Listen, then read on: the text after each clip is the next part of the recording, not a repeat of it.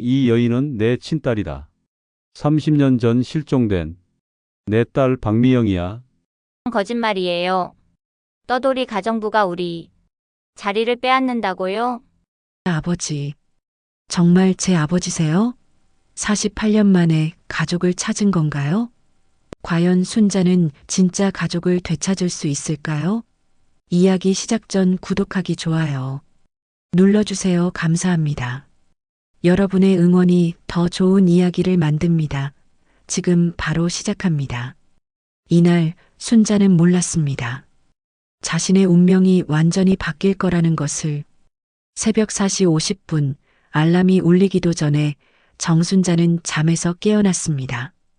48살, 아직 50도 안 된 나이지만 그녀의 삶은 이미 정해진 루틴 속에 갇혀 있었어요. 또 하루가 시작되는구나. 대체 언제까지 이렇게 살아야 하지?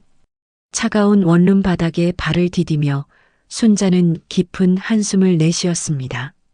거울 속 자신의 모습을 보니 마음이 착잡했어요. 48이라는 나이가 얼굴에 고스란히 새겨져 있었거든요. 서울 외곽의 낡은 다세대 주택 2층. 이곳에서 순자는 지난 3년간 혼자 살고 있었습니다. 남편을 32에 일찍 잃고 온갖 힘든 일을 다하며 아들 하나 키워낸 것이 순자 인생의 전부였어요. 그런데 그 아들마저 작년에 장가가서 멀리 이사를 가버렸습니다. 엄마, 이제 좀 편하게 사세요. 저희가 모실게요. 아들의 말이 아직도 귓가에 맴돌았어요. 하지만 며느리 눈치를 보며 얹혀 사는 건 순자의 자존심이 허락하지 않았습니다. 48배 남의 집 가정부라니. 내 인생이 이렇게 될 줄 누가 알았겠어. 단정한 옷차림을 갖추며 순자는 쓴웃음을 지었어요. 또래 친구들은 대부분 안정된 가정에서 자녀 교육 걱정이나 하며 살고 있는데 자신만 이렇게 남의 집 일을 하며 하루하루 연명하고 있다는 현실이 서글펐습니다. 새벽 첫 차 버스 정류장으로 향하는 길, 순자의 발걸음은 무거웠어요. 아직 어둠이 완전히 걷히지 않은 거리를 걸으며 어제 아들과 나눈 영상통화를 떠올렸습니다. 엄마, 제발 그런 힘든 일 그만두세요. 48배 무슨. 아니야, 엄마는 아직 건강해. 일할 수 있을 때 해야지. 거짓말이었어요. 순자도 몸이 예전 같지 않다는 걸 매일 느끼고 있었거든요. 하지만 아들 앞에서 약한 모습을 보이고 싶지 않았어요. 버스에 올라타자 순자와 비슷한 처지의 사람들이 눈에 들어왔어요. 새벽부터 일하러 나가는 중년 여성들, 공사장으로 향하는 일용직 아저씨들, 모두들 지친 얼굴이었지만 각자의 생계를 위해 하루를 시작하는 의지만큼은 굳건했습니다. 다들 사는 게 힘들긴 마찬가지구나.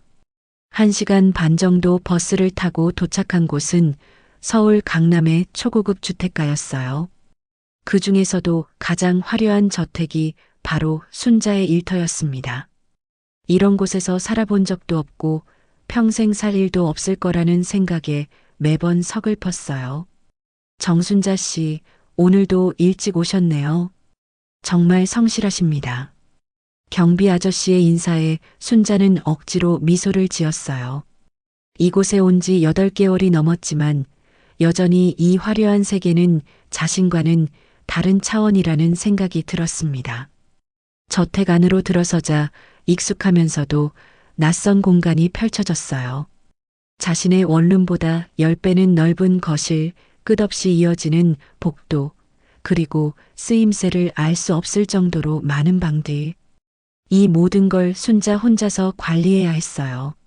48배 이런 삶을 살고 있다니. 만약 남편이 살아있었다면. 순자는 고개를 저었어요. 이미 지나간 일을 후회해봤자 소용없었거든요. 이 집에서 가장 힘든 건 청소나 요리가 아니었어요. 바로 이 집 며느리 윤지영의 차가운 시선과 무시였습니다. 28살의 지영은 순자보다 20살이나 어렸지만 순자를 마치 하등한 존재로 대했어요. 정 아줌마, 이거 다시 해주세요. 이 정도로는 안 돼요. 어제도 지영은 순자가 정성껏 닦아놓은 유리창을 보며 차갑게 말했어요. 별 문제 없어 보였지만 지영은 항상 순자의 일에서 트집을 잡았습니다. 네, 다시 하겠습니다. 순자는 늘 고개를 숙이며 대답했어요. 내심 억울했지만 이 일자리만큼은 잃을 수 없었거든요. 점심시간 작은 식당에서 혼자 밥을 먹으며 순자는 창밖을 바라봤어요. 바쁘게 오가는 사람들을 보며 문득 이런 생각이 들었습니다. 48인데 내 인생은 대체 뭐지? 언제까지 이렇게 남의 눈치만 보며 살아야 하나? 젊을 때는 남편과 아들을 위해 살았고, 이제는 생계를 위해 남의 집에서 눈치를 보며 살고 있었어요. 정작 자신만을 위한 시간은 단 하루도 없었던 것 같았습니다. 나는 그냥 돈 벌러 온 사람일 뿐이야. 괜한 욕심 부리지 말자. 순자는 늘 스스로에게 다짐했어요. 48이라는 나이에 새로운 꿈을 꾸기엔 너무 늦었다고, 그저 주어진 일만 성실히 하면 된다고 마음을 다잡았죠. 오후 내내 순자는 묵묵히 집안일에 매달렸어요. 걸레질을 하고 빨래를 개고 저녁 준비를 하며 하루를 보냈습니다. 가끔 집주인 어르신이 고생하십니다라고 인사할 때면 잠시 마음이 따뜻해지기도 했지만 곧 다시 현실로 돌아왔어요. 저녁 6시 일을 마치고 집으로 돌아가는 버스 안에서 순자는 깊은 생각에 잠겼습니다. 창밖으로 흘러가는 도시의 불빛들이 아름다웠지만 마음만은 공허했어요. 내일도 또 같은 하루겠지. 이런 날들이 언제까지 계속될까? 집에 도착해서 간단한 저녁을 해결하고 나니 깊은 적막이 찾아왔어요. 텔레비전을 켜도 소음만 들렸고 핸드폰을 봐도 연락 온 사람은 아무도 없었습니다. 48. 내 인생의 반은 이미 지나갔는데 나머지 반은 어떻게 살아야 하지? 순자는 작은 침대에 누워 천장을 바라보며 중얼거렸어요. 이런 무기력한 일상이 언제까지 계속될지, 그리고 자신에게도 언젠가 변화가 찾아올지 알 수 없었습니다. 하지만 순자는 아직 몰랐어요. 바로 내일 자신의 평범했던 일상이 상상도 못할 방향으로 완전히 뒤바뀔 거라는 사실을 말이에요. 운명이라는 건 정말 예측할 수 없는 순간에 가장 예상치 못한 방식으로 찾아오는 법이니까요. 이 순간 순자는 자신의 인생이 영원히 바뀔 줄 몰랐습니다. 다음 날 아침 저택의 분위기는 심상치 않았어요. 평소보다 30분 일찍 도착한 순자는 곧바로 이상함을 느꼈습니다. 하인들이 분주하게 움직이고 있었고 며느리 지영은 평소보다 훨씬 더 날카로운 표정으로 이것저것 지시를 내리고 있었어요. 정 아줌마, 오늘은 절대 실수하면 안 돼요. 아시겠어요? 지영의 목소리에는 평소보다 더 많은 경고가 담겨 있었습니다. 순자는 가슴이 쫄깃해지는 걸 느꼈어요. 네, 사모님. 오늘 무슨 특별한 일이? 회장님 칠순 잔치 사전 모임이 있어요. 친척들이랑 중요한 손님들이 다 오시거든요. 정말 조심해야 해요. 아, 그렇구나. 순자는 고개를 끄덕였어요. 이런 중요한 날일수록 더욱 신경 써야 한다는 걸 잘 알고 있었거든요. 최선을 다하겠습니다. 하지만 48살 순자에게 이런 큰 행사 준비는 결코 만만한 일이 아니었어요. 50명이 넘는 손님들을 위한 준비를 거의 혼자서 해야 했거든요. 정말 이런 큰 집에서 태어났으면 얼마나 좋았을까. 순자는 거대한 크리스털 샹들리에를 닦으며 문득 그런 생각이 들었어요. 48년 동안 이런 화려함과는 정반대의 삶을 살아왔는데 이제 와서 이런 곳에서 일하게 되다니 인생이 참 아이러니했습니다. 오전 내내 순자는 쉴 틈 없이 일했어요. 넓은 홀 청소부터 시작해서 손님용 화장실, 응접실까지 모든 곳이 완벽해야 했거든요. 점심시간이 지나자 손님들이 하나둘 도착하기 시작했어요. 고급 외제차들이 줄지어 들어오고 화려한 옷차림의 사람들이 저택을 가득 채웠습니다. 순자는 뒤에서 조용히 서빙을 도우며 숨죽이고 있었어요. 와, 정말 대단한 분들만 오시는구나. 하지만 바로 그때 순자의 인생을 송두리째 바꿀 사건이 벌어졌습니다. 큰 홀에서 귀한 손님들에게 차와 디저트를 나르던 순자, 48배 나이 탓일까요? 계단 근처에서 살짝 발을 헛디뎠어요. 순간적으로 균형을 잃으며 손에 들고 있던 값비싼 차이나 찻잔 세트가 대리석 바닥에 떨어져 산산조각이 났습니다. 쨍그랑, 쨍그랑. 홀 안이 순식간에 조용해졌어요. 10명이 넘는 손님들의 시선이 모두 순자에게 쏠렸습니다. 어머, 죄송합니다. 순자는 급히 무릎을 꿇고 깨진 조각들을 주우려 했어요. 다행히 손님들에게는 직접적인 피해가 가지 않았지만 분위기가 순식간에 싸늘해졌습니다. 뭐 하는 거예요? 그 순간 지영이 번개처럼 달려왔어요. 28살의 젊은 며느리는 평소에도 순자를 못마땅해 했는데 하필 이런 중요한 날에, 그것도 이 많은 사람들 앞에서 이런 사고가 터진 것에 대해 참을 수 없다는 표정이었어요. 죄송합니다, 사모님. 제가 조심하지 못해서.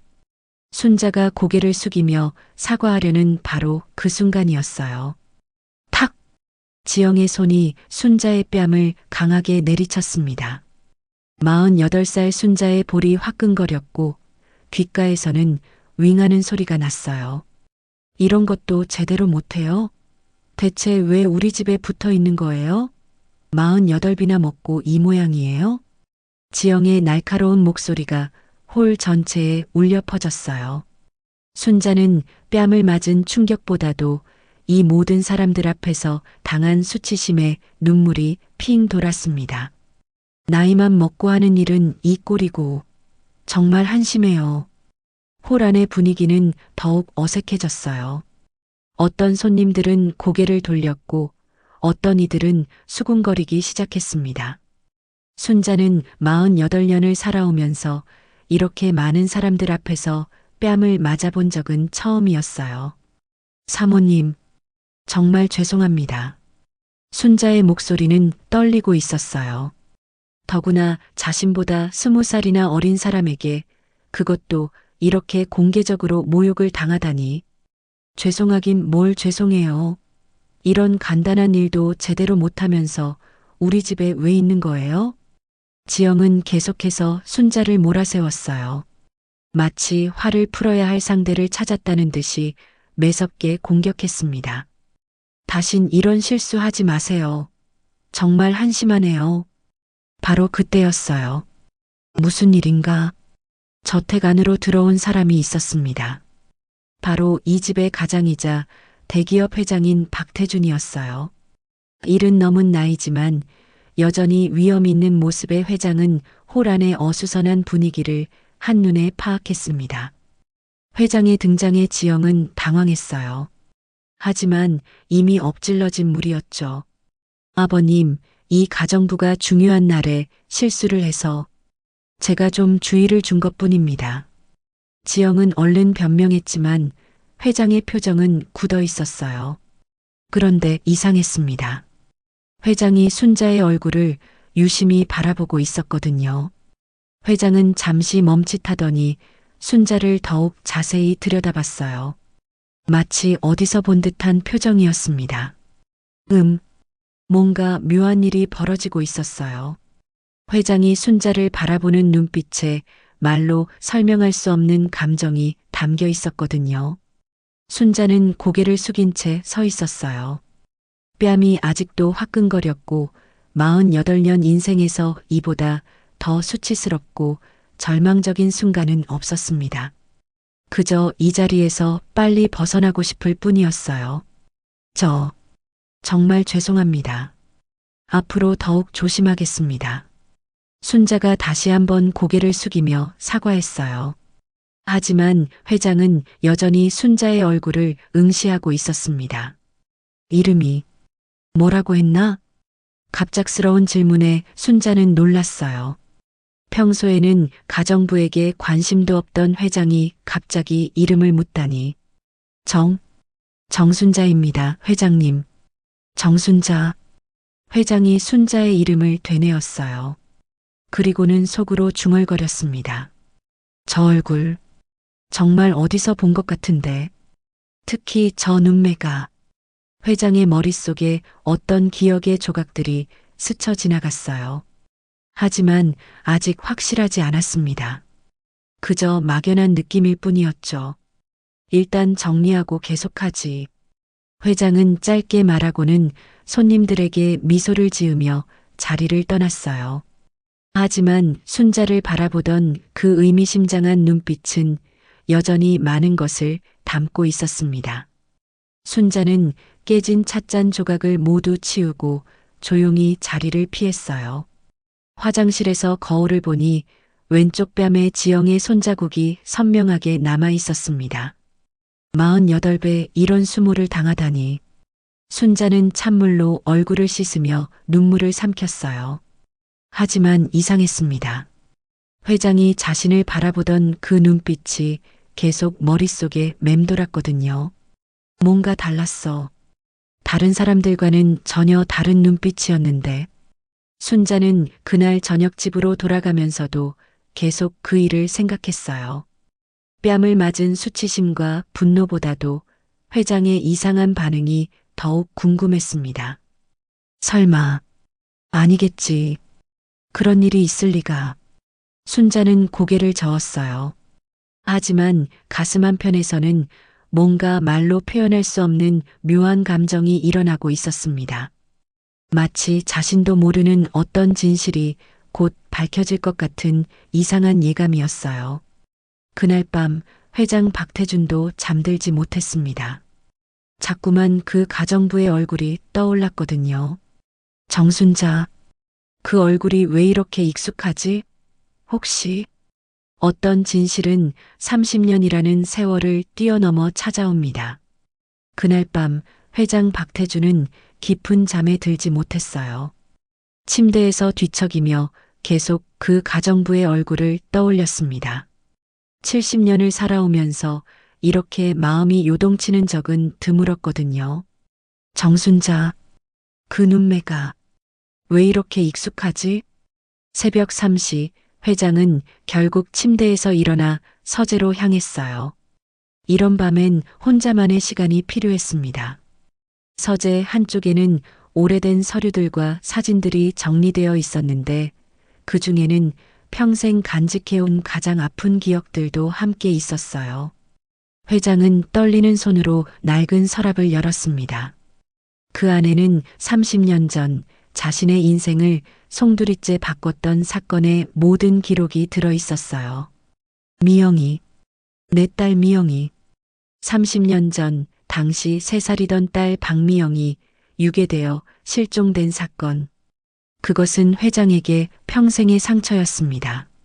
아무리 많은 돈을 들여 전국을 뒤져도 딸의 행방은 묘연했어요. 한편 순자는 작은 고시원 방에서 뺨의 얼얼함을 달래며 잠 못 이루는 밤을 보내고 있었습니다. 정말 48배 저런 모욕을 당하다니. 하지만 화보다는 궁금증이 더 컸어요. 회장이 자신을 바라보던 그 이상한 눈빛이 계속 머릿속을 맴돌았거든요. 왜 그렇게 나를 바라본 거지? 마치 어디서 본 사람을 보는 것 같은. 다음 날 아침 순자는 평소보다 일찍 저택에 도착했어요. 어젯밤 일로 분위기가 어색할까봐 걱정되었거든요. 다행히 지영은 순자를 보고도 어제처럼 노골적으로 화를 내지는 않았습니다. 정 아줌마, 오늘은 조용히 일만 하세요. 어제 일은 그냥 넘어가죠. 지영의 말에 순자는 안도의 한숨을 쉬었어요. 적어도 당장 쫓겨나지는 않을 것 같았거든요. 오전 내내 순자는 조용히 청소를 하며 시간을 보냈어요. 그런데 점심시간이 다가올 무렵 정말 뜻밖의 일이 벌어졌습니다. 정순자 씨. 뒤에서 들려온 목소리에 순자는 깜짝 놀라 돌아봤어요. 바로 회장이었습니다. 평소에는 가정부와 직접 대화하는 일이 거의 없던 분이 갑자기 순자를 찾아온 것이었어요. 네, 회장님. 순자는 급히 고개를 숙였어요. 혹시 어제 일로 꾸중을 들을까봐 가슴이 쿵쾅거렸습니다. 잠깐 이야기 좀 할 수 있겠나? 중요한 얘기가 있어서. 회장의 제안에 순자는 더욱 당황했어요. 대체 무슨 일일까요? 네, 말씀하십시오. 이보게. 혹시 어릴 때 기억이 있나? 부모님이나 가족에 대한. 갑작스러운 질문에 순자는 멈칫했어요. 왜 갑자기 이런 개인적인 걸 묻는 걸까요? 잘 모르겠습니다. 어릴 때부터 고아원에 있었거든요. 고아원? 회장의 목소리가 떨렸어요. 뭔가 중요한 단서를 찾은 듯한 표정이었습니다. 어느 고아원이었나? 정확한 이름을 기억하나? 성북구에 있던 사랑의 집이라는 곳이었습니다. 지금은 없어졌지만요. 제가 7살 때까지 있었어요. 순자가 대답하는 순간 회장의 얼굴이 하얗게 질렸어요. 그 고아원 이름을 듣는 순간 30년 전 기억이 생생하게 되살아났거든요. 바로 그곳이 딸 미영이 발견될 수도 있다며 경찰이 수차례 수소문했던 곳 중 하나였습니다. 사랑의 집. 회장은 속으로 중얼거렸어요. 심장이 쿵쾅거리기 시작했습니다. 혹시 몇 년도에 태어났나? 1977년 3월 15일입니다. 1977년 3월. 회장의 가슴이 벌렁거렸어요. 자신의 딸 미영이가 태어난 날과 정확히 일치했거든요. 그럼 고아원에는 언제부터 있었던 걸로 기억하나? 정확히는 모르겠지만 아마 3살이나 4살 때부터 있었던 것 같아요. 그 이전 기억은 거의 없거든요. 순자의 대답을 들으며 회장은 점점 확신을 갖게 되었어요. 시기도 맞고 장소도 맞고 무엇보다 그 얼굴이 너무나 익숙했거든요. 실례지만 몸에 특별한 흉터나 점 같은 게 있나? 흉터요? 순자는 잠시 생각해 보더니 조심스럽게 왼쪽 손목을 내밀었어요. 어릴 때 다쳐서 생긴 흉터가 여기 있습니다. 정확히 언제 난 건지는 모르겠지만 회장이 순자의 손목을 보는 순간 온몸이 얼어붙었어요. 그 흉터는 바로 30년 전 경찰 수사 기록에 남아있던 딸의 특징과 정확히 일치했습니다. 별 모양의 작은 흉터, 왼쪽 손목 안쪽. 이럴 수가, 정말 그럴 수가. 회장은 믿기지 않다는 표정으로 순자를 바라봤어요. 30년 전 유괴되어 실종된 자신의 딸. 그 딸이 지금 자신의 집에서 가정부로 일하고 있다는 것일까요? 혹시 어릴 때 기억나는 게 조금이라도 있나? 집이나 가족에 대한 기억이라도. 회장의 목소리가 떨리고 있었어요. 순자는 그런 회장을 보며 당황했습니다. 아니요. 고아원 이전 기억은 거의 없어요. 다만 순자가 잠시 망설이더니 이어서 말했어요. 가끔 꿈에서 큰 집이 나와요. 넓은 마당이 있고 예쁜 방이 있는. 하지만 꿈일 뿐이겠죠. 그런 집에서 살아본 적도 없는데. 회장의 눈에 눈물이 맺혔어요. 순자가 묘사한 집은 바로 30년 전 자신이 살던 옛집의 모습이었거든요. 딸 미영이가 사라지기 전까지 살았던 그 집 말이에요. 정순자 씨. 아니, 혹시. 회장이 뭔가 말하려는 순간 지영이 나타났어요. 아버님, 무슨 일이세요? 왜 이렇게 오래 이야기를. 지영의 등장에 회장은 말을 멈췄어요. 아직 확신할 수 없는 상황에서 성급하게 말할 수는 없었거든요. 아, 지영아. 그냥 잠깐 물어볼 게 있어서. 그런데 아버님 표정이 왜 그러세요? 무슨 일 있으신가요? 지영의 날카로운 눈빛이 순자와 회장을 번갈아 가며 바라봤어요. 뭔가 수상하다는 직감이 들었거든요. 아무것도 아니야. 일단 각자 할 일 하자. 회장은 얼른 자리를 피했어요. 하지만 순자를 바라보는 눈빛에는 여전히 복잡한 감정이 담겨 있었습니다. 그날 저녁 순자는 집으로 돌아가면서 계속 회장과의 대화를 떠올렸어요. 왜 갑자기 그런 걸 물어보신 거지? 부모님이나 어릴 때 기억에 대해서 순자의 마음속에 묘한 감정이 일어났어요. 혹시 자신도 모르는 어떤 진실이 있는 걸까요? 설마 그런 일이 있을 리가.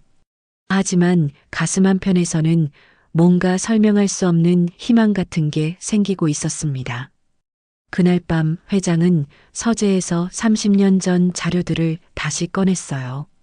딸이 실종되었을 때의 모든 기록, 경찰 수사 자료, 그리고 마지막까지 간직해온 딸의 어린 시절 사진들, 출생일, 실종 시기, 고아원 이름, 그리고 이 흉터까지 모든 것이 맞아떨어지고 있었어요.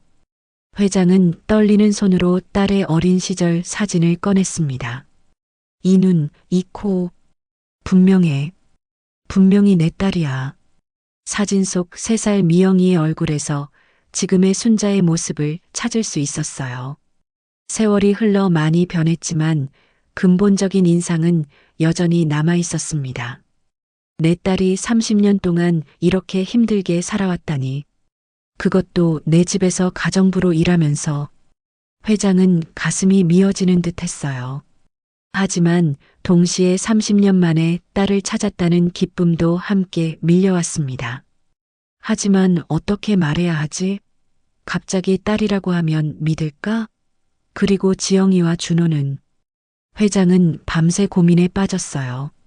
이 놀라운 진실을 어떻게 받아들일지, 그리고 가족들은 어떤 반응을 보일지.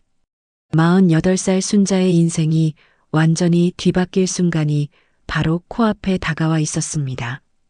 때로는 의심이 확신보다 더 위험합니다. 며칠이 지났지만 회장의 행동은 점점 더 이상해져 갔어요.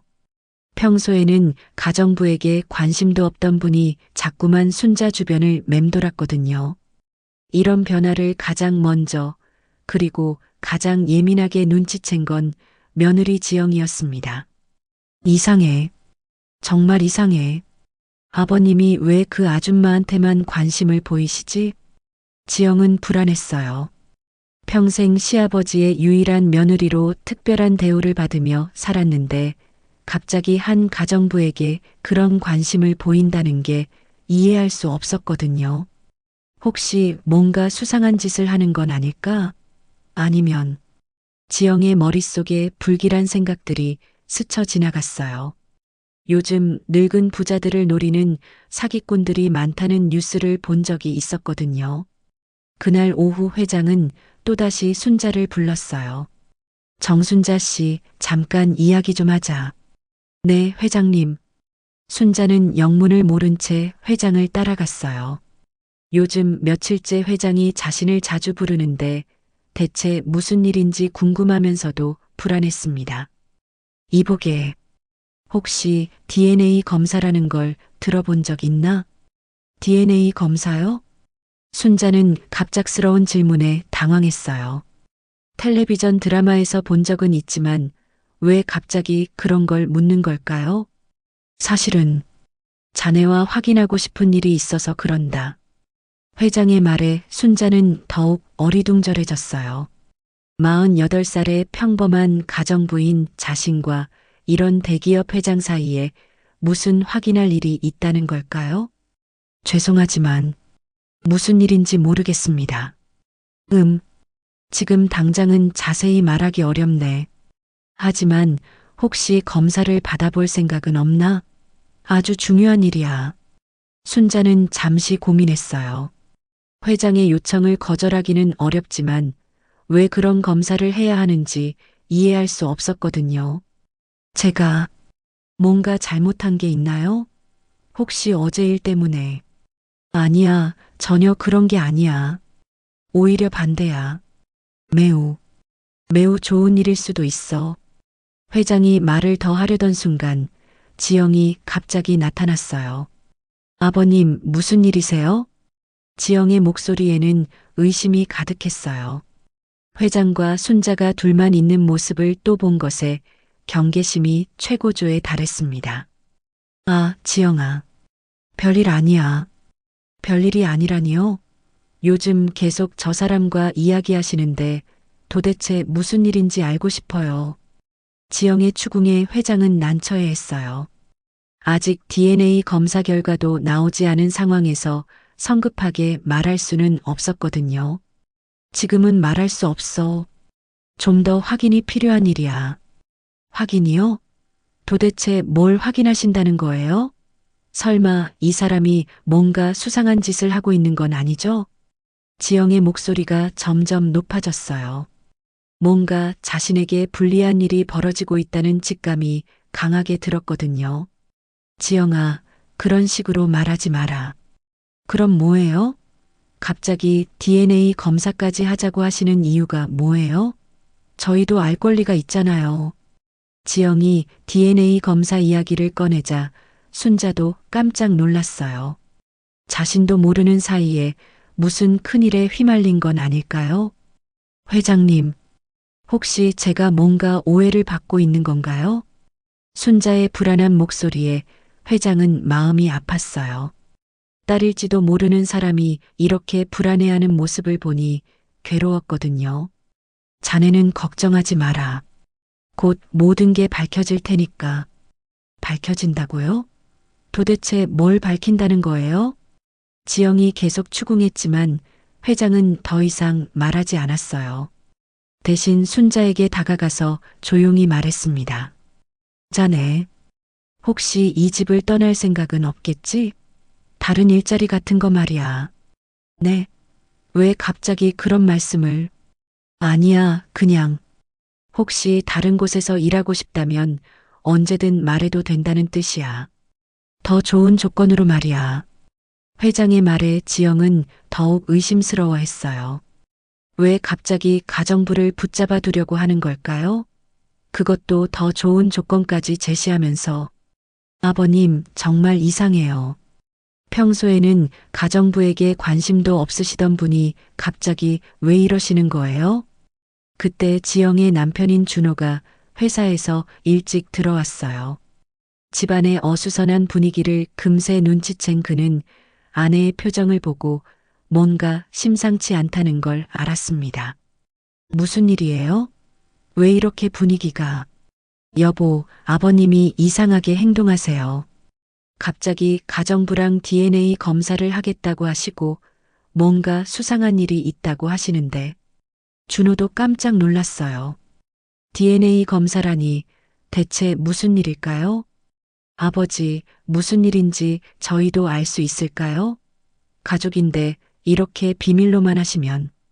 준호의 질문에 회장은 깊은 한숨을 쉬었어요. 이제 더 이상 숨기기 어려울 것 같았습니다. 사실은 회장이 입을 열려는 순간 순자가 먼저 말했어요. 죄송합니다. 제가 뭔가 문제를 일으킨 것 같네요. 그냥 제가 그만두겠습니다. 안 돼. 회장이 급하게 말렸어요. 이 순간 딸을 놓칠 수는 없었거든요. 왜 안 되는 거예요? 지영이 날카롭게 물었어요. 이제 정말 의심이 확신으로 바뀌고 있었습니다. 뭔가 숨기시는 게 있죠? 저 여자가 도대체 누구길래 이렇게 특별 대우를 하시는 거예요? 혹시 무슨 돈을 요구했나요? 아니면 협박이라도? 지영의 상상은 꼬리에 꼬리를 물었어요. 악질적인 사기꾼들이 늙은 부자를 속여 돈을 뜯어내는 수법들이 떠올랐거든요. 지영아, 그런 말 하지 마라. 그럼 뭐예요? 도대체 이 여자가 뭘 했길래 아버님이 이렇게 변하신 거예요? 회장은 더 이상 피할 수 없다는 걸 깨달았어요. 하지만 이 충격적인 진실을 어떻게 말해야 할지 막막했습니다. 너희들, 혹시 내가 잃어버린 딸이 있다는 걸 알고 있나? 갑작스러운 회장의 말에 지영과 준호는 당황했어요. 딸이요? 무슨 말씀이세요? 30년 전 3살 때 유괴되어 실종된 내 딸 말이야. 평생 찾고 있었던. 회장의 말에 지영의 얼굴이 하얗게 질렸어요. 설마 하는 생각이 머릿속을 스쳐 지나갔거든요. 설마 저 여자가. 그래. 내가 보기에는 순자가 내 잃어버린 딸일 가능성이 높아. 폭탄 선언이었어요. 지영은 믿을 수 없다는 표정으로 순자를 바라봤습니다. 거짓말이에요. 절대 그럴 리 없어요. 이 여자가 아버님을 속이고 있는 거예요. 순자는 여전히 상황을 이해하지 못한 채 서 있었어요. 자신이 회장의 딸이라니 도대체 무슨 소리인지 머리가 하얗게 변했습니다. 저도 잘 모르겠어요. 이게 무슨. 폭풍 전야의 고요함이 흘렀습니다. 곧 가족 전체가 뒤흔들릴 거대한 진실이 밝혀질 순간이 다가오고 있었어요. 이날 밤 순자는 인생에서 가장 잔인한 배신을 경험하게 됩니다. 순자가 회장의 딸일지도 모른다는 충격적인 소문이 저택은 물론 인근 부촌 전체에 퍼지는 데는 하루도 걸리지 않았어요. 하인들은 물론이고 다른 저택의 직원들까지 수군거렸고 순자를 보는 시선이 완전히 달라졌습니다. 지영은 이런 상황을 더 이상 참을 수 없었어요. 여보, 이 상황을 그냥 두면 우리는 정말 끝이에요. 지영은 남편 준호에게 히스테리를 부리며 소리쳤어요.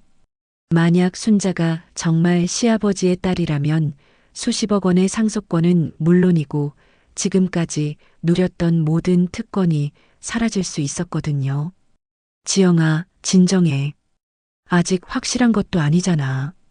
그리고 설령 그렇다고 해도 확실하지 않다고요? 아버님 표정 보셨어요? 거의 확신하고 계시잖아요. 우리는 지금 벼랑 끝에 서 있어요.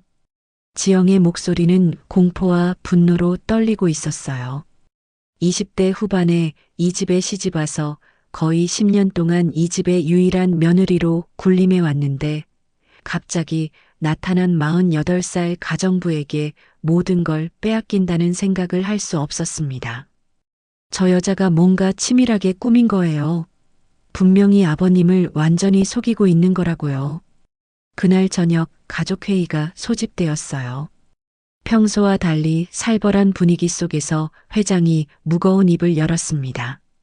모두 들어보게. 정말 중요한 이야기가 있어. 지영과 준호는 극도로 긴장한 표정으로 회장을 바라봤어요. 운명이 갈리는 순간이 온 것 같았습니다. 사실 정순자 씨에 대해 더 정밀하게 조사해 본 결과 회장이 말을 잇기도 전에 지영이 격렬하게 끼어들었어요. 아버님, 저 여자가 정말 누구인지 확실하지도 않은데 왜 이렇게 휘둘리세요? 저희는 절대로 받아들일 수 없어요.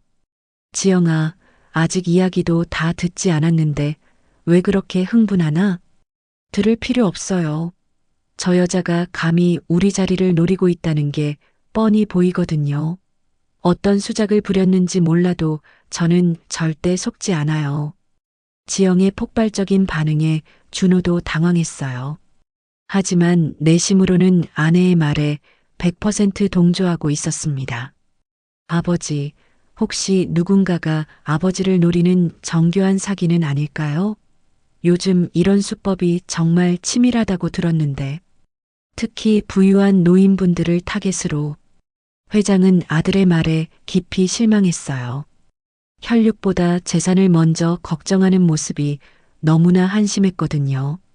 너희들은 정말 돈이 사람보다 중요하냐? 그때 지영이 더욱 거칠게 폭발했어요. 중요하지 않을 리가 있어요? 이 여자가 들어오면 우리는 어떻게 돼요? 재산도 명예도 이 집에서의 지위도 모든 걸 빼앗기는 거잖아요. 10년 동안 쌓아온 모든 게 하루아침에 무너지는 거예요. 지영아, 아니에요. 저는 절대 인정 못해요. 48살짜리 떠돌이 가정부가 갑자기 나타나서 우리 모든 걸 빼앗아 간다고요? 이런 말도 안 되는 일이 어디 있어요?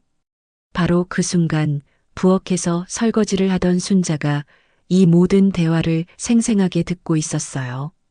자신을 두고 벌어지는 이 잔인한 대화를 들으니 가슴이 찢어지는 것 같았습니다. 떠돌이 가정부라고. 내가 정말 그들에게는 그런 존재였구나. 순자는 믿기지 않았어요.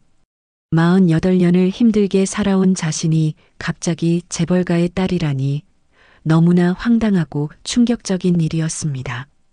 하지만 동시에 모든 퍼즐이 완벽하게 맞춰지는 느낌이었어요. 회장이 자신을 바라보던 그 특별한 눈빛, 갑작스러운 관심, 그리고 DNA 검사 이야기까지. 그렇다면 내가 그동안 내 친아버지 집에서 하녀 노릇을 하고 있었다는 건가? 그것도 친아버지의 며느리에게 뺨까지 맞으면서. 순자는 너무나 잔혹한 현실에 어지러웠어요. 30년 넘게 부모를 그리워하며 살았는데 그 아버지가 바로 자신이 매일 화장실을 청소하고 빨래를 해주던 그 집의 주인이었다니. 식당에서는 여전히 격렬한 공방이 이어지고 있었어요. 아버님, 제발 정신 차리세요. 저 여자는 분명히 뭔가 치밀한 계획을 짜고 접근한 거예요. 혹시 뭔 약점이라도 잡혀서 이러시는 건 아니죠? 지영의 막말을 들으며 순자는 더 이상 참을 수 없었어요.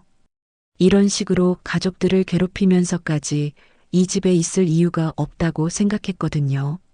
순자는 조용히 앞치마를 벗고 자신의 작은 사물함을 열었어요.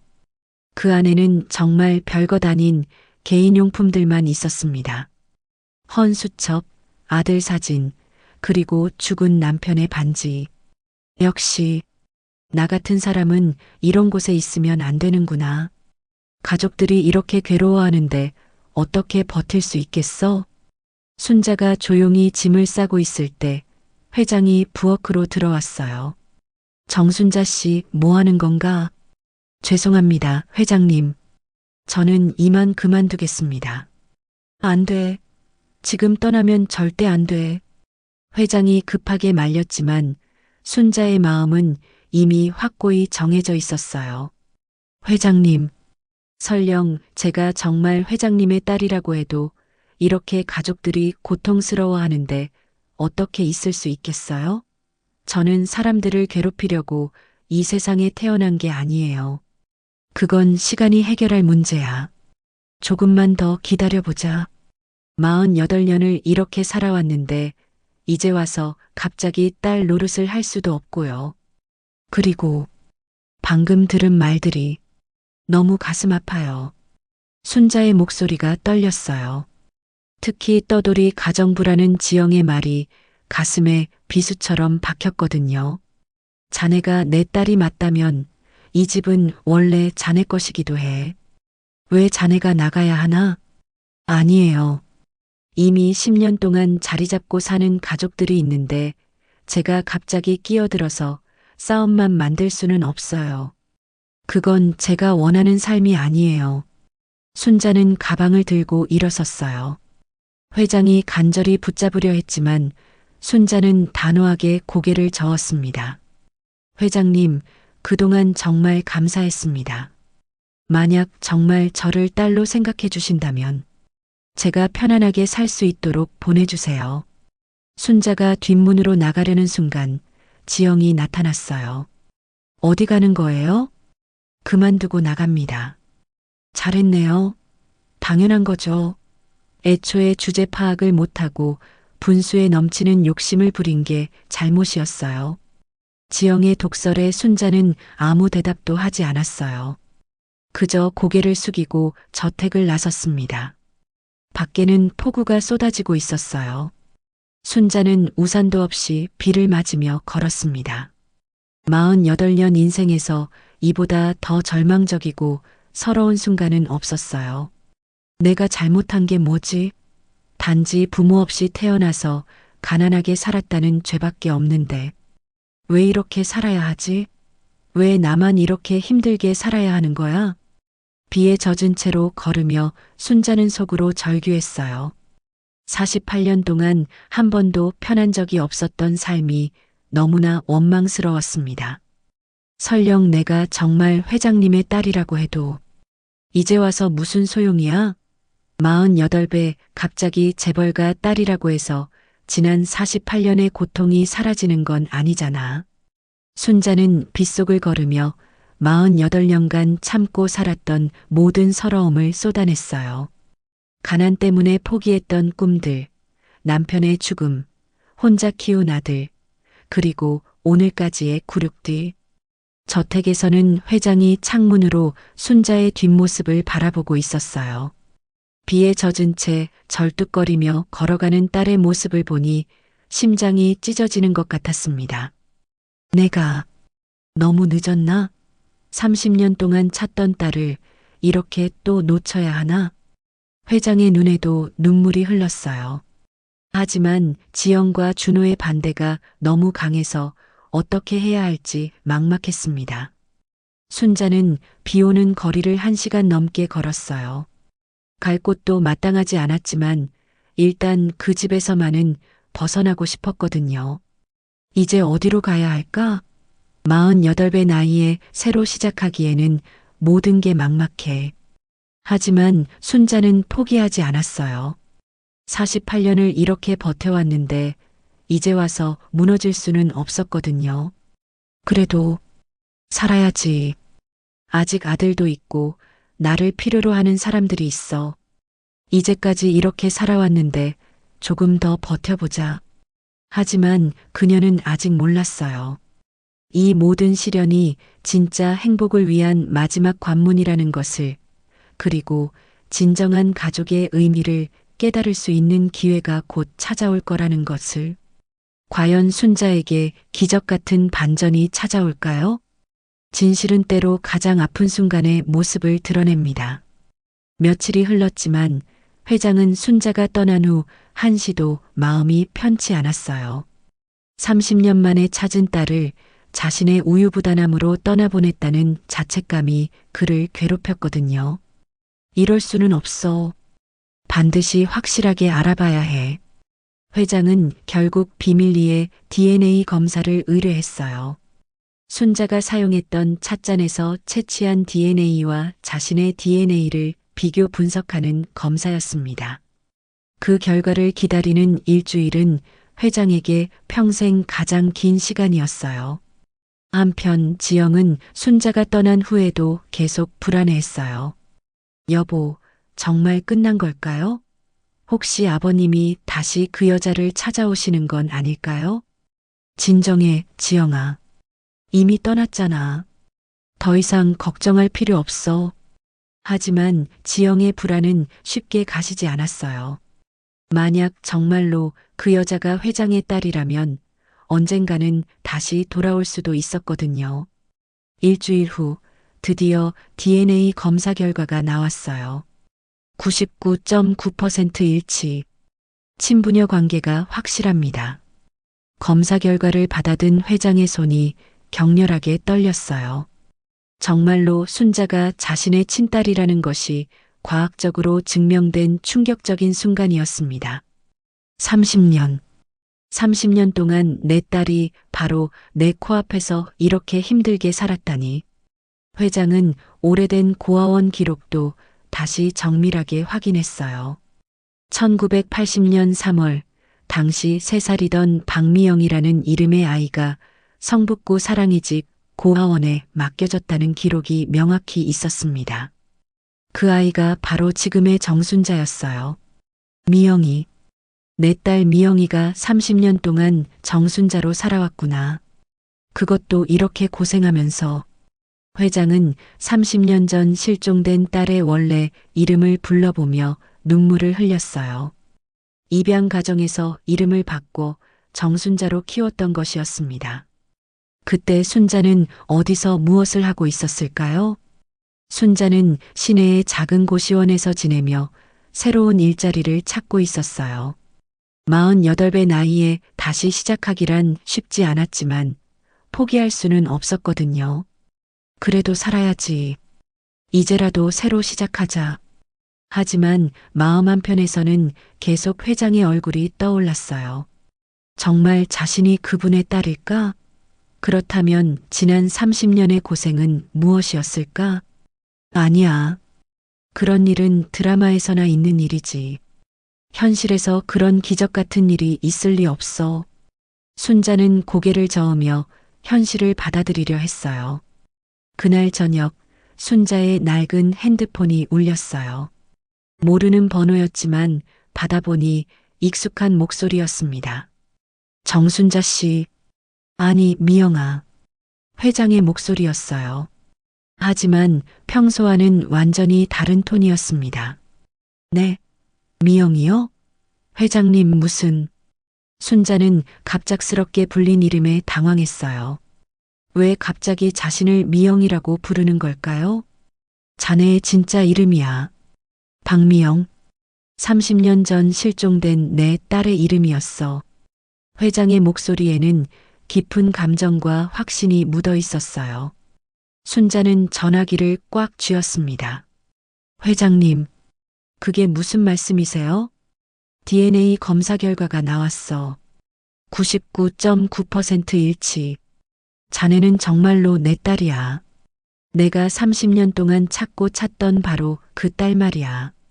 순자는 순간 말문이 막혔어요.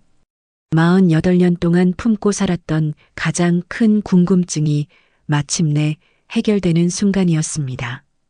제가 정말요? 정말 회장님의 딸이라는 거예요? 그래, 내 딸이 맞아. 30년 전 3살 때 유괴당해서 실종된 내 딸 박미영이야. 순자의 눈에서 눈물이 폭포처럼 흘러내렸어요. 평생 부모를 그리워하며 살았는데 그 아버지가 바로 자신이 매일 청소해주고 빨래해주던 그분이었다니. 그럼 제가 그동안 제가 아버지 집에서 하녀 노릇을 했다는 건가요? 그것도 며느리에게 뺨까지 맞으면서. 목소리가 떨렸어요.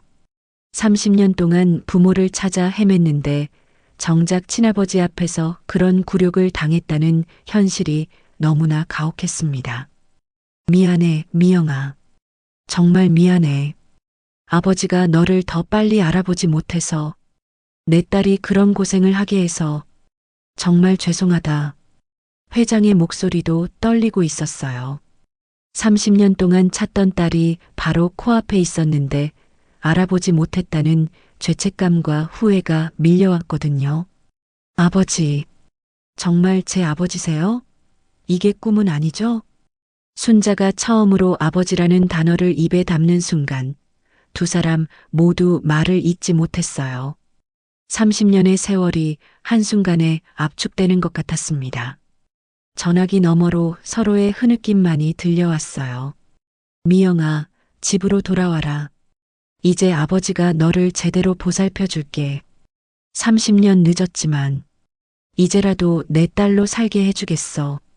하지만 순자는 쉽게 대답할 수 없었어요. 지영과 준호의 강한 반대가 머릿속에 생생했거든요. 아버지. 하지만 며느리분과 아들분이 저를 그렇게 싫어하시는데 어떻게 돌아가요? 저 때문에 가족이 더 힘들어지는 건 원하지 않아요. 그건 내가 해결할 문제야. 이제 당당하게 내 딸로 살아도 돼. 정말 괜찮을까요? 48배 갑자기 딸 노릇을 해도. 그리고 그분들이 저를 받아들일까요? 순자의 걱정 어린 목소리에 회장의 마음이 더욱 아팠어요. 미영아, 나이가 무슨 상관이야? 너는 내 피부치야. 내 딸이야. 누구도 그걸 부정할 수 없어. 그날 밤 회장은 지영과 준호를 서재로 불러 DNA 검사 결과를 보여줬어요. 이게 뭐예요? 지영이 서류를 받아보는 순간 얼굴이 새파랗게 질렸어요. 99.9% 일치라는 결과가 선명하게 적혀 있었거든요. 이럴 수가. 정말로 아버님의 딸이라는 건가요? 이건 말이 안 돼요. 준호도 믿기지 않는다는 표정이었어요. 평범한 가정부가 하루아침에 자신들과 같은 지위에 오르게 된 것이었습니다. 이제 알겠지? 순자는. 아니, 미영이는 내 친딸이야. 과학이 증명한 엄연한 사실이야. 회장의 확신에 찬 목소리에 지영은 완전히 패닉 상태가 되었어요. 안 돼요. 저는 절대 인정할 수 없어요. 이상해요. 뭔가 조작된 거 아니에요? 지영아, 이미 과학적으로 증명된 사실이야. 더 이상 부정할 수 없어. 그래도 안 돼요. 갑자기 나타나서 우리 자리를 빼앗을 순 없어요. 저희는 어떻게 살라는 거예요? 평생 이 집에서 살았는데. 지영의 격한 반응에 준호도 당황했어요. 하지만 내심으로는 아내의 마음을 이해했습니다. 상속권이 크게 달라질 수 있는 상황이었거든요. 아버지, 정말 확실한 건가요? 혹시 실수는 아닐까요? 확실해. 이제 미영이를 집으로 데려올 거야. 30년 동안 못다한 아버지 노릇을 해야겠어. 회장의 말에 지영이 눈물을 흘리며 소리쳤어요. 그럼 저희는 어떻게 돼요? 평생 이 집에서 살았는데 갑자기 나타난 사람에게 모든 걸 빼앗겨야 해요? 이건 너무 불공평해요. 아무도 너희를 쫓아내지 않아. 다만 미영이도 이 집의 일원으로 받아들여야 해. 그게 가족이라는 거야. 하지만 지영은 끝까지 반대했어요. 저는 절대 인정 못해요. 그 여자가 들어오면 전 이 집을 나가겠어요. 지영의 협박에 회장은 단호하게 답했어요. 그건 내 선택이야. 하지만 내 딸은 이 집에서 살 권리가 있어. 피는 물보다 진하다는 말을 잊지 마라. 그 순간 지영은 모든 것을 잃을 수도 있다는 두려움에 사로잡혔어요. 하지만 회장의 의지는 확고했습니다. 내일 미영이를 데려올 거야. 모두 준비해둬. 회장의 선언에 집안은 다시 한번 큰 혼란에 빠졌어요. 48살 순자의 인생이 완전히 뒤바뀌는 순간이 드디어 다가온 것이었습니다. 30년 만에 정말 집으로 돌아가는 거구나. 이제 정말 누군가의 딸이 될 수 있는 거야. 순자는 작은 고시원에서 천장을 바라보며 중얼거렸어요. 기쁨과 불안이 교차하는 복잡한 심정이었습니다. 이 여인은 내 친딸이다. 누구도 부정하지 마라. 그 한마디가 저택 전체를 뒤흔들었습니다. 회장 박태준이 온 가족이 모인 거실에서 마침내 진실을 선언하는 역사적인 순간이었어요. 다음 날 오전 순자는 떨리는 마음으로 저택 앞에 서 있었습니다. 30년 만에 친아버지의 집으로 딸로서 돌아오는 순간이었어요. 하지만 마음 한편에서는 엄청난 두려움이 밀려왔습니다. 정말 괜찮을까?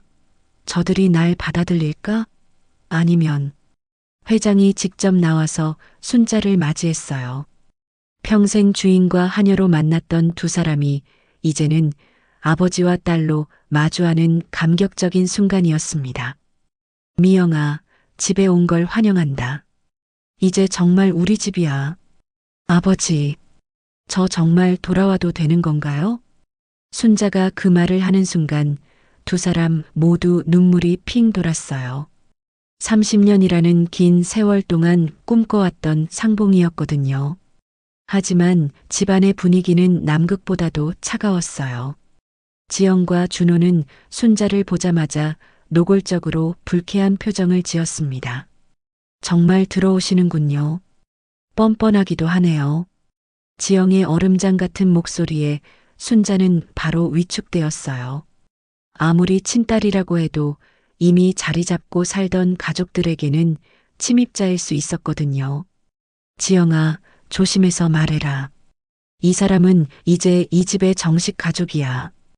회장의 엄한 목소리에 지영은 더욱 화가 났어요. 평생 시아버지의 유일한 며느리로 특별한 사랑을 받으며 살았는데 갑자기 나타난 사람에게 그 자리를 빼앗긴다는 생각이 들었거든요. 가족이라고요? 어제까지 우리 집 가정부였던 사람이 말이에요? 이게 말이 돼요? 지영아, 회장이 호통을 쳤지만 지영은 멈추지 않았어요. 아버님, 제발 정신 차리세요. 이 여자가 정말 누구인지도 확실하지 않잖아요. 혹시 DNA 검사를 조작한 건 아니에요? 그때 순자가 조용히 입을 열었어요. 죄송합니다. 제가 여기 있는 게 불편하시다면 저는 언제든 나갈 수 있어요. 미영아, 사과할 필요 없어. 이 집은 원래 내 집이기도 해. 30년 전부터 줄곧 내 집이었어. 회장의 말에 지영이 더욱 흥분했어요. 원래 이 사람 집이라고요? 30년 동안 어디서 뭘 하며 살았는지도 모르는 사람인데요.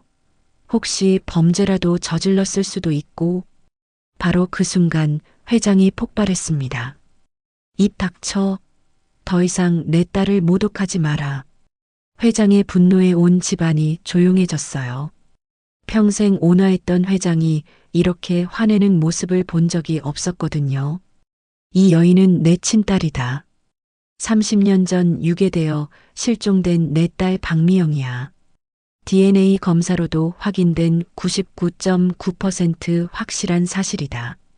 회장의 엄숙한 선언에 준호가 당황하며 끼어들었어요. 아버지, 하지만 갑자기 이런 상황이 되면 저희 입장은 어떻게 되는 거죠? 너희는 뭐가 문제야? 혹시 재산 때문이냐? 돈 때문에 그러는 거냐? 회장의 날카로운 지적에 준호는 말문이 막혔어요. 정말로 그것이 가장 큰 걱정이었거든요. 아니에요, 아버지. 그런 게 아니라 다만 너무 갑작스러워서.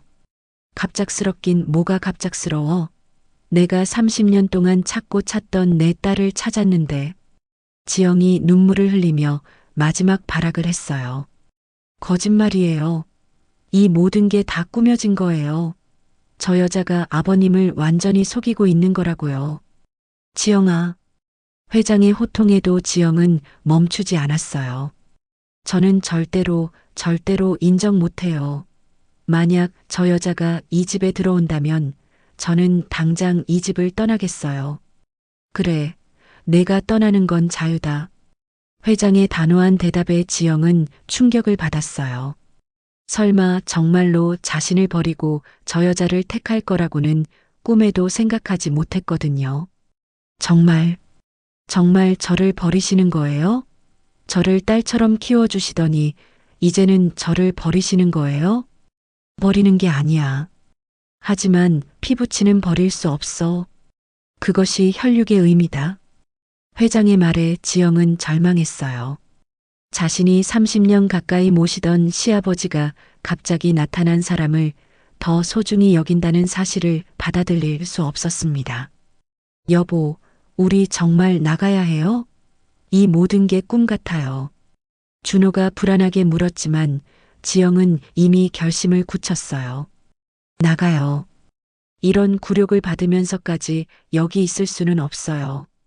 저 사기꾼 때문에 우리가 쫓겨나다니. 그때 순자가 눈물을 흘리며 회장의 손을 잡았어요. 아버지, 이제라도 이렇게 부를 수 있어서 정말 감사해요. 48년 동안 꿈꿔왔던 일이에요.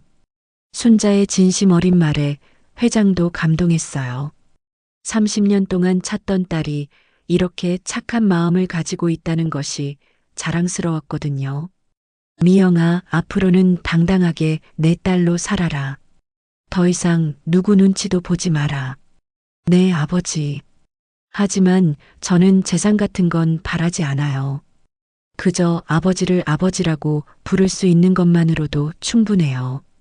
순자의 순수한 마음에 회장은 더욱 감동했어요. 돈이나 재산에 욕심이 없는 진짜 딸의 마음을 느낄 수 있었거든요.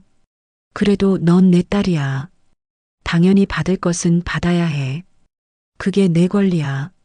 지영은 이런 모습을 보며 더욱 화가 났어요.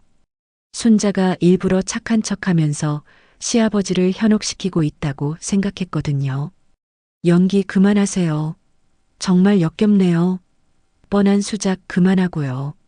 지영아, 마지막 경고다. 더 이상 내 딸을 모독하면 나도 가만히 있지 않겠어. 회장의 마지막 경고에 지영은 완전히 포기했어요. 좋아요. 알겠어요. 정말 가겠어요. 후회하실 거예요. 지영이 짐을 싸서 나가려 할 때 준호는 심각하게 고민했어요. 아내를 따라 나가야 할지 아니면 아버지와 화해해야 할지 갈등이었거든요. 준호야, 너는 어떻게 할 거냐? 회장의 질문에 준호는 한참을 고민했어요. 결국 아내를 택할 수밖에 없었습니다. 죄송합니다, 아버지. 저는 아내와 함께 가겠습니다. 그렇게 하거라. 하지만 언제든 돌아오고 싶으면 돌아와라. 문은 항상 열려 있을 테니까. 회장의 마지막 배려에도 준호는 고개를 숙였어요. 그렇게 지영과 준호 부부는 결국 저택을 떠났습니다. 아버지, 제 때문에 가족이 헤어지게 되어서 정말 죄송해요. 미영아, 이건 내 잘못이 아니야. 진짜 가족이 무엇인지 보여준 일이야. 진짜 가족은 피로 맺어진 거야. 그날 저녁 넓은 저택에는 회장과 순자만 남았어요. 30년 만에 찾은 딸과 함께하는 첫 저녁이었습니다. 아버지, 앞으로 잘 부탁드려요. 정말 꿈만 같아요. 미영아, 이제 우리 잃어버린 30년의 시간을 조금씩 채워가자. 아버지가 널 절대 다시는 놓지 않을 거야. 48살 순자의 새로운 인생이 마침내 시작되는 순간이었습니다. 30년 만에 찾은 진짜 가족과 함께 말이에요. 이제 정말 집에 온 거구나. 순자는 속으로 중얼거리며 행복한 미소를 지었어요. 길고 긴 방황의 끝에서 마침내 집을 찾은 것이었습니다. 진정한 행복은 가장 예상치 못한 순간에 찾아옵니다. 6개월이 흘렀습니다. 순자는 더 이상 가정부가 아닌 이 집의 진짜 딸로 살아가고 있었어요. 하지만 그녀가 원한 건 화려한 재산이나 높은 지위가 아니었습니다. 30년 동안 그리워했던 단순한 가족의 온기였죠. 아버지, 오늘 정원의 장미가 참 예쁘게 피었어요. 순자는 회장과 함께 저택 뒤편 정원에서 차를 마시며 평온한 시간을 보내고 있었어요. 48년 만에 처음으로 진짜 가족과 함께하는 여유로운 오후였습니다. 그러게, 미영이와 함께 보니 모든 게 더 아름답게 보여. 30년 동안 이런 행복을 놓치고 살았구나. 회장의 말에 순자는 따뜻한 미소를 지었어요. 30년 만에 찾은 딸과의 시간이 그에게는 무엇보다 소중했거든요. 그런데 그때 멀리서 한 여인이 저택 쪽으로 걸어오는 모습이 보였어요. 놀랍게도 그것은 지영이었습니다. 지영이 아닌가? 회장이 의아해하며 일어섰어요. 6개월 전 화를 내며 집을 나간 며느리가 돌아온 것이었습니다. 지영의 모습은 완전히 달라져 있었어요.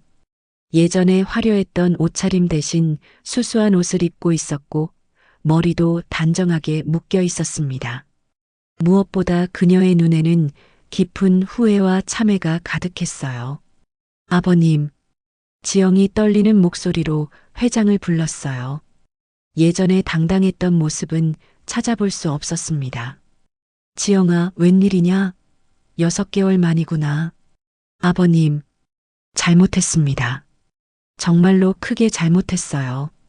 지영이 무릎을 꿇으며 눈물을 흘렸어요. 6개월 동안 밖에서 살아보니 세상이 얼마나 차가운지, 그리고 자신이 얼마나 큰 실수를 했는지 뼈저리게 깨달았거든요. 준호는 어디 있느냐? 떠났어요. 저를 버리고 다른 여자와 도망갔어요. 저는 아무것도 없어요. 지영의 고백에 회장은 안타까워했어요. 결국 외로움과 배신을 모두 경험한 채로 돌아온 것이었습니다. 아버님, 제가 너무 어리석었어요.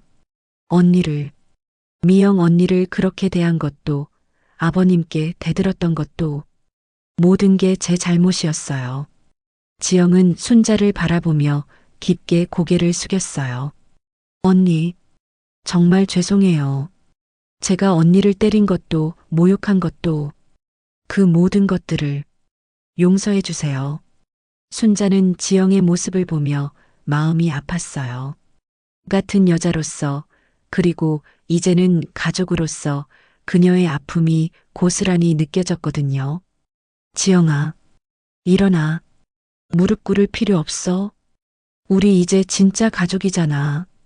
순자가 지영을 일으키며 따뜻하게 말했어요.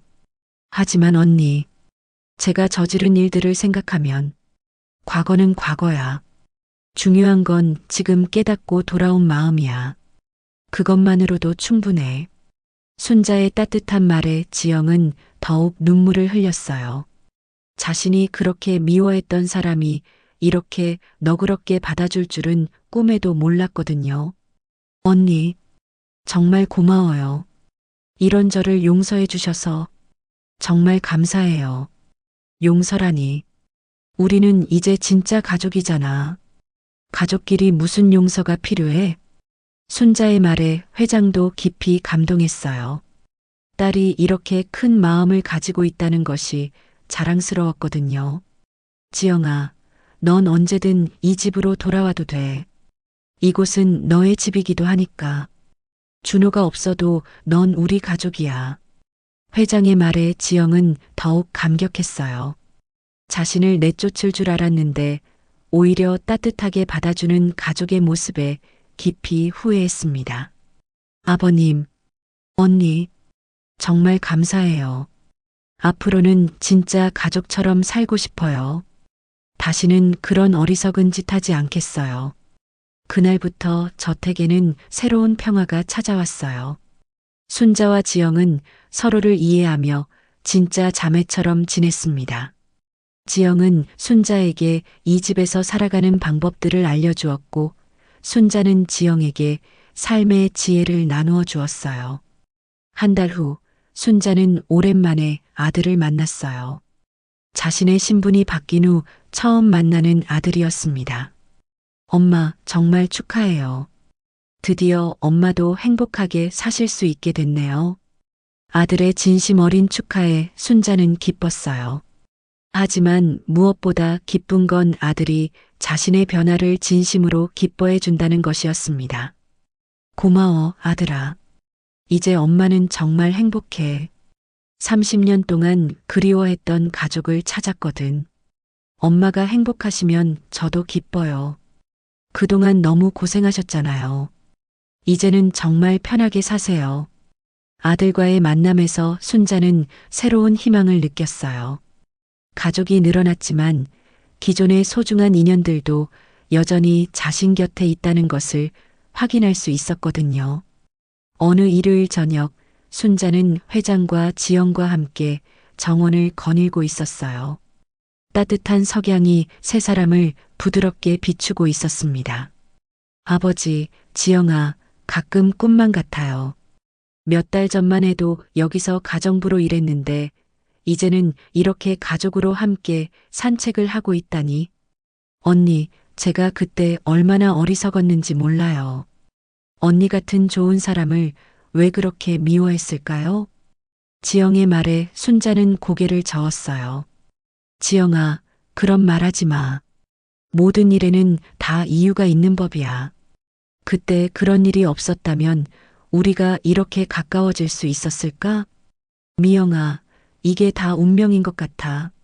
너를 30년 만에 찾게 된 것도, 그동안 못해준 것들을 이제라도 해줄 수 있게 된 것도. 회장의 말을 들으며 순자는 속으로 되뇌었어요. 뺨 맞던 그날, 내 인생은 무너지는 줄 알았어. 하지만 그때가 새로운 시작이었구나. 정말 인생은 알 수 없는 것 같아. 그 순간 순자는 깨달았어요.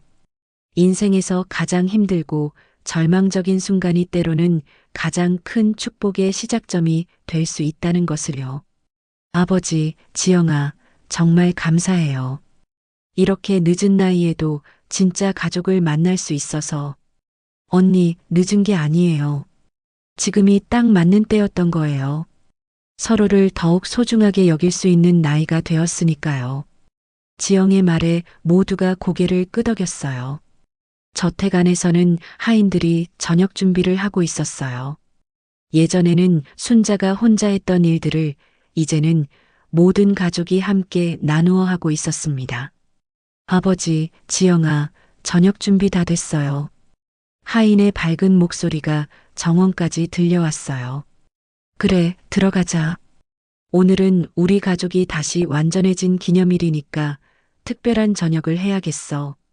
회장의 말에 순자와 지영이 손을 잡고 집으로 들어가는 모습을 보며 회장은 미소를 지었어요. 이제야 진짜 가족이 무엇인지 알 것 같았거든요. 저녁 식사 시간, 세 사람은 따뜻한 대화를 나누며 행복한 시간을 보냈어요. 내일은 뭐 할까? 회장의 질문에 순자가 대답했어요. 평범한 하루면 충분해요. 이렇게 가족과 함께 있는 것만으로도 저는 세상에서 가장 행복한 사람이에요. 맞아요, 언니. 소소한 일상이 가장 큰 행복이죠.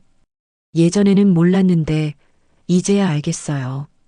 지영의 말에 모두가 행복한 미소를 지었어요. 그날 밤 순자는 자신의 방에서 창밖을 바라보며 생각했어요. 48배 찾은 새로운 인생. 정말 감사해. 이제는 더 이상 외롭지 않아. 30년 동안 혼자 살아왔지만 이제는 더 이상 외롭지 않았어요. 진짜 가족의 품에서 진짜 행복을 찾은 것이었습니다. 멀리서 들려오는 회장의 웃음소리와 지영의 제잘거림이 순자에게는 세상에서 가장 아름다운 음악처럼 들렸어요. 이제 정말 집에 온 것 같아. 30년 만에 진짜 집을 찾았어. 순자는 마침내 자신이 평생 원하던 모든 것을 얻었습니다. 돈도 명예도 아닌 진정한 가족의 사랑을 말이에요. 그리고 가장 중요한 깨달음을 얻었어요. 진정한 행복은 가진 것에 많고 적음이 아니라 함께 나눌 사람이 있다는 것이라는 걸 말이에요. 48년 만에 찾은 진짜 가족의 따뜻한 품 30년의 기다림 끝에 이루어진 기적 같은 상봉. 여러분은 이 이야기 어떠셨나요? 댓글로 순자에게 응원의 메시지를 남겨주세요. 주변 분들에게도 이 감동을 나눠주세요. 이 영상이 도움이 되셨다면 좋아요는 큰 힘이 됩니다. 구독과 알림 설정으로 새로운 이야기를 놓치지 마세요. 공유해서 더 많은 분들과 감동을 나눠주세요. 다음에는 어떤 감동적인 이야기로 찾아올까요? 구독자 여러분의 제보와 사연도 기다리고 있어요. 시청해주셔서 정말 감사합니다. 다음 영상에서 또 만나요.